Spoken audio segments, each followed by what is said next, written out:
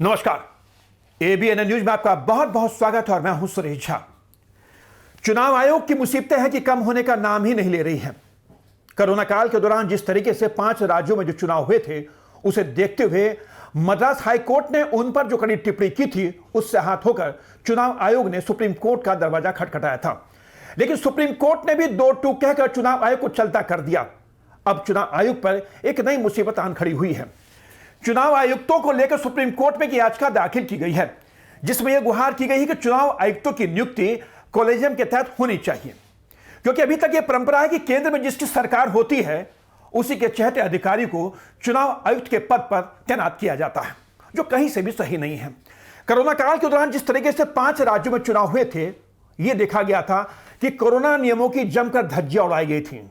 गृह मंत्री, प्रधानमंत्री, ममता बनर्जी तमाम नेताओं ने नियम तोड़े कार्य कानून को नहीं माना था, जिसका दंश आज पूरा देश झेल रहा है। तो आज हमारा उसी पर खास प्रोग्राम है। चुनाव आयुक्त की नियुक्ति सिस्टम में अब होगा बदलाव, जिसमें हमारे साथ खास मेहमान हैं, सुप्रीम कोर्ट के एडवोकेट हैं मोहित जोली। मोहित जी, आपका बहुत बहुत स्वागत हमारे चैनल में। मोहित जी, क्या कहेंगे कि चुनाव आयुक्त को लेकर अब जो एक नई याचिका सुप्रीम कोर्ट में दाखिल हुई है, जिसमें यह गुहार की गई है कि चुनाव आयुक्त की जो नियुक्ति है वो कॉलेजियम के तहत की जानी चाहिए। क्या आप इससे सहमत हैं? नमस्कार।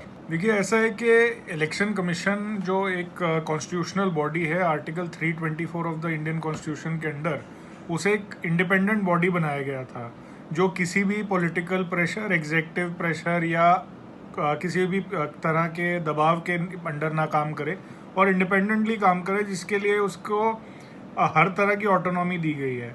जहाँ थोड़ी सी वो ये है कि उसकी अपॉइंटमेंट्स कमिश्नर की है, वो सरकार के कहने पे प्रेसिडेंट द्वारा की जाती हैं, जो जिसकी वजह से ये इसमें पॉलिटिकल अपॉइंटमेंट्स काफ़ी हुई हैं। उसका ये कारण है कि वो जो पॉलिटिकल अपॉइंटमेंट से आए हैं वो अपने इंडिपेंडेंटली अपने आप को असर्ट नहीं कर पा रहे। वो अपने आप को इस तरह के इलेक्शन, जैसे अभी आपने देखा होगा कि इलेक्शंस कराए गए अभी बंगाल में, केरला में, तमिलनाडु में, सब जगह जहाँ पे ऐसी देश में महामारी फैली हुई है, जो ये इलेक्शन ये पोजीशन अवॉइडेबल थी, और उसके बाद जब इलेक्शन कमिश्नर ने रैलीज परमिट करी तो वो एक रेसिपी फॉर डिजास्टर बन गया, जिसमें independence of Election Commission and their commissioners has been questioned by the before the Supreme Court. और ये ना ही कोर्ट में लिया गया, बट आम जनता भी ये सवाल उठा रही है कि ये महामारी को रोकने के बजाय महामारी को बढ़ावा दिया गया है। जी बिल्कुल सही कहा मोहित जी आपने। अब 5 राज्यों में चुनाव संपन्न हो चुके हैं, उसके नतीजे भी आ चुके हैं। खासकर अगर बात करें बंगाल की, तो बंगाल के जो नतीजे आए हैं वो कहीं ना कहीं जो सत्ता पक्ष है, खासकर केंद्र में जो सत्ता पक्ष है, उसके लिए सही नहीं है, क्योंकि चुनाव आयुक्त ने कोई भी कसर नहीं छोड़ी थी कि किसी तरीके से भी जो चुनाव जो करवाए गए थे, जो नियम कायदे कानूनों की जो धज्जियां उड़ाई गई थी, उसके दौरान चुनाव आयुक्त जो बिल्कुल मौन बन के रहा था, तो उससे कहीं ना कहीं चुनाव आयोग के को लेकर एक बहुत बड़ा सवाल निशान खड़ा हुआ था। देश भर में चुनाव आयोग को लेकर जो सवाल निशान खड़े हुए, कहीं ना कहीं उसकी निष्पक्षता पर एक सवाल निशान जरूर खड़ा हुआ है। मैं आपको बताऊंगा मोहित जी कि मेरे पास एक जो मुझे जानकारी मिली है कि लॉ कमीशन ने भी ये अनुशंसा की थी कि चुनाव जो कमिश्नर होते, चुनाव जो आयुक्त होते हैं, उनकी नियुक्ति के लिए एक सिलेक्शन कमेटी, एक स्वतंत्र सिलेक्शन कमेटी बननी चाहिए, ताकि निष्पक्ष तरीके से चुनाव आयुक्त का जो है नियुक्ति हो सके। लेकिन किसी ने भी लॉ कमीशन की उस सिफारिश पर अभी तक गौर नहीं किया, चाहे बीजेपी हो चाहे कांग्रेस हो। यानी जो भी सत्ता में आती है वो यही चाहती है कि उनके मनमाफिक अधिकारी जो है उस पद पर रहे, ताकि वो मनमाफिक काम करा सकें।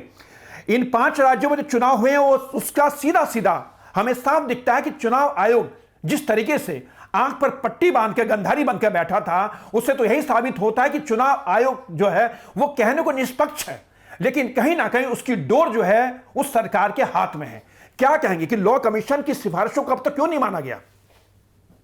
जी, ये बात सही है कि ऐसी रिकमेंडेशंस पहले भी आई हैं। लॉ कमीशन ने अपनी 255th रिपोर्ट में 2 मार्च 2015 में आई थी, उसमें रिकमेंड किया था कि इंडिपेंडेंट सिलेक्शन कमेटी होनी चाहिए।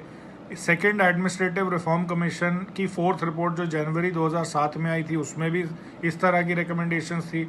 डॉक्टर दिनेश गोस्वामी कमेटी की 1990 की रिपोर्ट है, जस्टिस तारकुंडे कमेटी की 1975 की रिपोर्ट है, जिसमें ये कहा है कि इलेक्शन कमीशन को कंप्लीट ऑटोनॉमी और इंडिपेंडेंस होनी चाहिए, जिसमें कि सरकार का या किसी भी तरह के पॉलिटिकल इन्वॉल्वमेंट नहीं होना चाहिए इसका, ताकि ये एक इंडिपेंडेंटली एक काम कर सके, जैसे हमारे संविधान में इसको दिखाया गया है कि ये होनी चाहिए।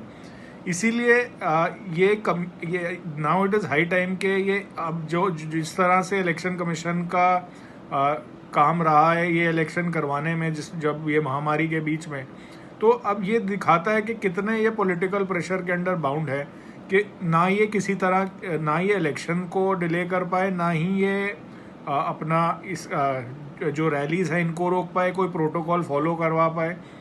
इसीलिए ज़रूरी है कि ये जो रिकमेंडेशंस हैं और जो हमारी कॉन्स्टिट्यूशन कहती है, तो उस तरह से इसको एक इंडिपेंडेंट बॉडी कंप्लीट बनाई जाए। जी बिल्कुल, बिल्कुल सही कहा आपने। चलिए मोहित जी, आपका बहुत बहुत धन्यवाद कि आप हमारे साथ जुड़े। तो ये थे सुप्रीम कोर्ट के एडवोकेट मोहित जोली जो हमारे साथ सीधा लाइव पे जुड़े हुए थे। सुप्रीम कोर्ट में याचिका है चुनाव आयुक्तों को लेकर, यानी चुनाव कमिश्नर को लेकर। अब देखने वाली बात यह है कि चुनाव कमिश्नर की नियुक्तियों को लेकर अब सुप्रीम कोर्ट अपना क्या फैसला सुनाता है। लेकिन कहीं ना कहीं चुनाव आयोग एक निष्पक्ष आयोग है, क्योंकि लोगों का भरोसा है कि चुनाव आयोग जो करता है वो निष्पक्षता से करता है। लेकिन 5 राज्यों में कोरोना काल के दौरान जो चुनाव हुए हैं उससे यह साबित हो चुका चुनाव आयोग कहीं से भी निष्पक्ष नहीं है। कोरोना के नियमों की धज्जियां उड़ाई गई, जिसका नतीजा आज यह कि पूरे देश में कोरोना की दूसरी लहर के दौरान जो लोग बेमौत मारे गए हैं उसका कहीं ना कहीं जो मद्रास हाई कोर्ट ने कहा था चुनाव आयोग को लेकर कि आप पर हत्या का मुकदमा दर्ज होना चाहिए क्योंकि आप हत्यारे हैं, बहुत बड़ी बात कही थी मद्रास हाई कोर्ट ने। क्योंकि कोरोना काल के दौरान जो चुनाव हुए थे उसमें कायदे कानूनों की धज्जियां उड़ाई गई थी। पक्ष हो चाहे विपक्ष हो, पॉलिटिकल पार्टी हो चाहे किसी भी राजनीतिक दल ने नहीं माना कि कायदे कानून होते हैं, जिससे यही साबित होता है कि इन नेताओं के सामने यानी खद्देधारी नेताओं के सामने कायदे कानून कोई मायने नहीं रखते हैं। जो चाहे जैसा चाहे अपने इशारे से कानून को चला सकता है। कानून सिर्फ होता है आम आदमी के लिए, यानी आपके हमारे लिए, और वही इन चुनाव में देखने को मिला है। यह था हमारा खास प्रोग्राम चुनाव आयुक्तों की नियुक्ति, क्या बनेगा नया सिस्टम। आपको कैसा लगा हमें अपने कमेंट्स के जरिए प्लीज जरूर बताइएगा। नमस्कार।